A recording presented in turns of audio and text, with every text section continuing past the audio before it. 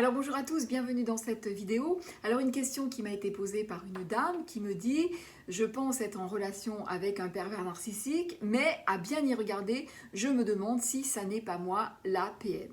Alors ça, c'est une question que toutes les victimes des pervers narcissiques vont se poser à un moment donné ou à un autre. Je vais vous expliquer pourquoi dans cette vidéo et je vais vous expliquer aussi pourquoi ce questionnement est particulièrement toxique, particulièrement dangereux chez le profil atypique, chez le ZEB, chez le surdoué, chez le HP.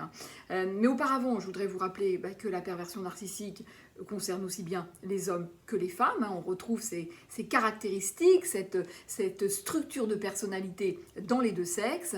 Et aussi, ce que je voulais vous dire, c'est que, attention, tout n'est pas perversion narcissique.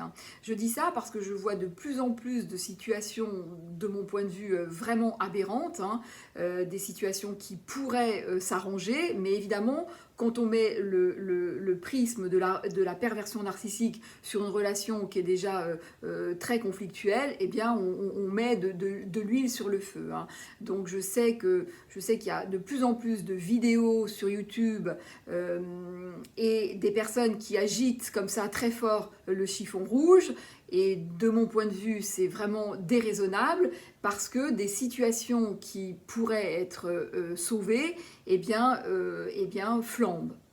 Et c'est vraiment très embêtant.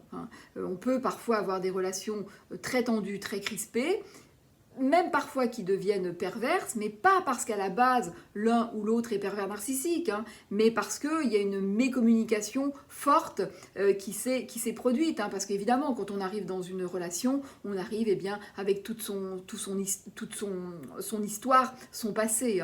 Et parfois, il y a de l'incompréhension, mais ça, ce sont des choses qui se travaillent. Donc voilà, donc discernement, c'est vraiment important.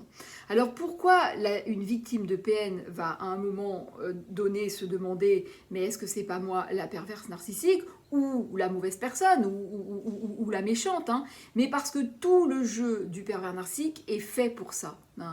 Le pervers narcissique, lui, ce qu'il faut bien que vous compreniez, c'est que déjà au début de la relation, il sait très bien comment ça va se terminer. Si vous ne le savez pas, lui, il le sait.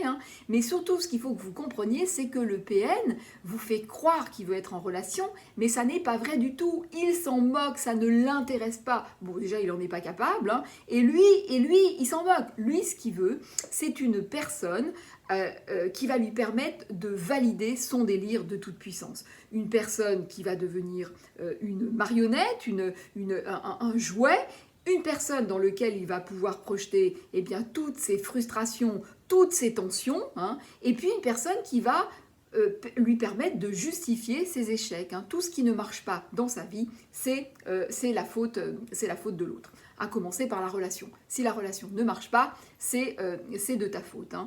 Donc voilà. Donc pendant que la victime s'épuise à vouloir faire marcher quelque chose qui ne marche pas, eh bien lui, progressivement, il va vous dégrader. Donc il vous vend, alors au début évidemment des beaux mots, il vous vend un beau rêve, le vôtre, parce qu'il vous a bien écouté, donc il vous vend un super rêve avec tout ce qu'il faut dedans. C'est un peu le roi de la PNL. Oui, d'ailleurs, c'est marrant, PNL, programmation neurolinguistique. Lui, il a la PNL intégrée, le pervers narcissique. Il vous fait comme ça, il vous crée des images mentales sublimes. Ce qui fait que, du coup, inconsciemment, la victime a l'impression que si elle perd cette personne, eh bien, elle va perdre son rêve, elle va perdre les beaux mots du début, elle va perdre son rêve, comme si elle devait faire le deuil de quelque chose qui lui a le plus manqué dans sa vie. Inconsciemment, ça résonne comme ça. Comment faire le deuil, finalement, de quelque chose qui est aussi indispensable pour moi ? C'est difficile, ça. Donc c'est comme ça que ça résonne un petit peu.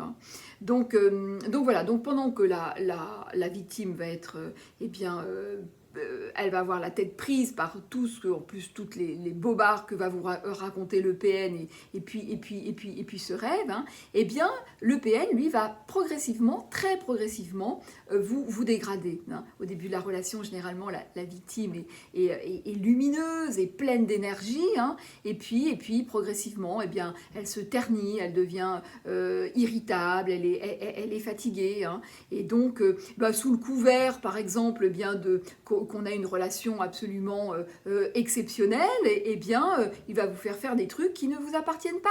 Très progressivement. Il peut vous faire, par exemple, boire un verre, 2 verres, et puis 3 verres. Bah oui, c'est tellement plus fun quand on est un peu bourré, hein. Puis t'es tellement plus drôle quand t'as bu 2 ou 3 verres, parce que sinon t'es un petit peu raide, hein. Bon, ok. Et puis une clope, bah oui, la clope c'est tellement fun. Une clope, 2 clopes, 10 clopes, hein. Et puis progressivement, eh bien, il va faire en sorte que vous vous embrouillez avec certaines personnes. Il peut vous amener à vous mettre vraiment en danger, à voler, hein, à faire des actes qui sont totalement contre vos valeurs, hein.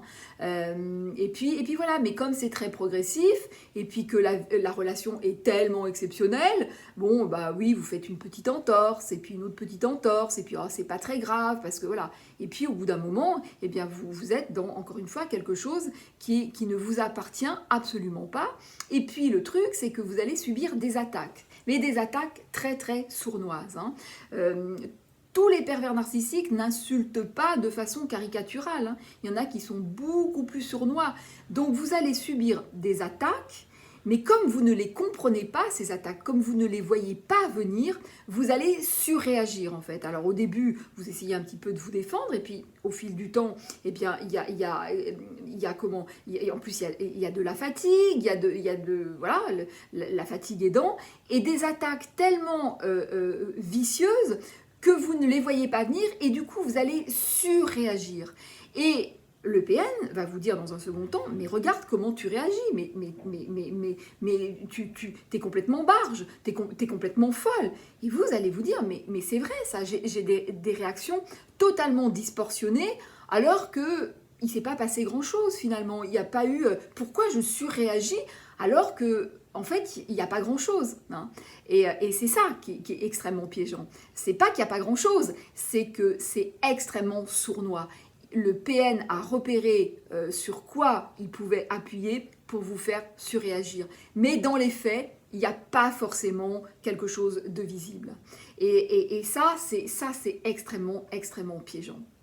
Alors, ce qui va se passer, si vous êtes zèbre, eh bien, c'est que généralement, dans votre histoire, on vous a toujours collé des étiquettes qui, in fine, vous correspondent peu, hein. On vous a dit, bah voilà, t'es un peu bizarre, t'as un comportement, une attitude un peu chelou, hein. Et puis t'es trop ceci, puis t'es trop cela, et tu serais peut-être même un petit peu manipulateur ou manipulatrice, hein. En tout cas, voilà, il y a un truc, t'es pas vraiment une bonne personne, hein. C'est un peu ça que le zèbre a enregistré dans sa vie, hein. Alors que lui, justement, c'est tout l'inverse de ce qu'il est. Lui, il a toujours le souci de bien faire, il a toujours le souci de mettre vraiment son cœur dans tout ce qu'il fait.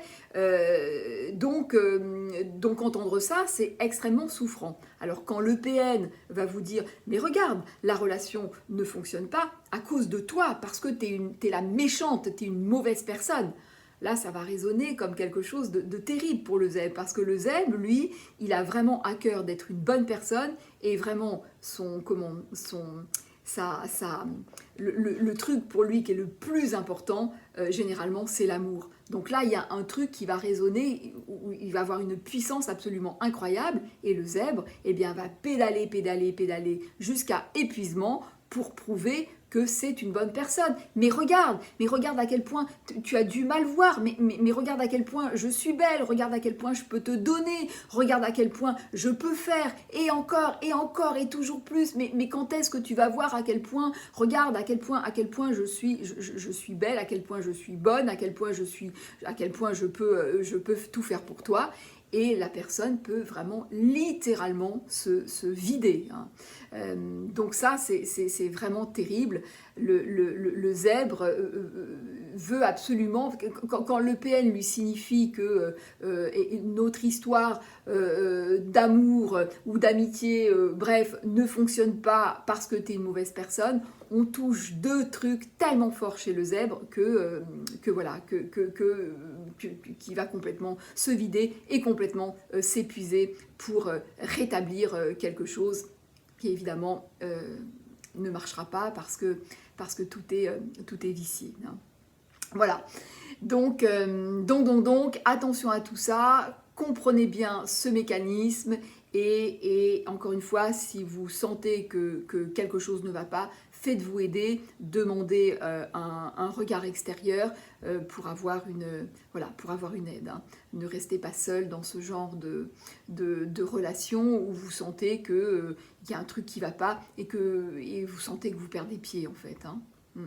Voilà, parfois j'ai des personnes qui me disent je ne sais pas ce qui se passe, mais je sens que je suis en danger de mort. Ouais.